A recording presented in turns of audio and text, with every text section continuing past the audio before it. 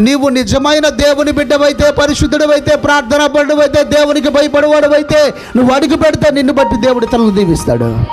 హల్లెలూయా. ఏం చేశాడు యోసేపుని దేవుడు? తలగా చేసేసాడు. హల్లెలూయా. అరే మన ఇంట్లోనే మనకు విలువ ఉండట్లేదే, మన కుటుంబంలోనే మనకు సాక్ష్యం ఉండట్లేదే, మన ప్రాంతంలోనే మనల్ని శపించేటువంటి మాటలతో దీవిస్తున్నారే. కారణం ఎందుకు?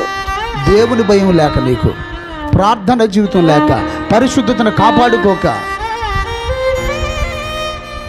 మన అన్నవారిని సైతము మనం చేదైపోవడం గల కారణం ఏంటంటే దేవుడు మనకి తోడుగా లేకపోవటం బట్టి. ఎందుకంటే మనం సరైన భక్తి చేయక. దేవుని బిడలమని పిలిపించుకుంటున్నాము కానీ దేవుని బిడలుగా బతకకపోవటం వలన మనం ఏది పట్టుకుంటే ఏమవుతుంది? మసే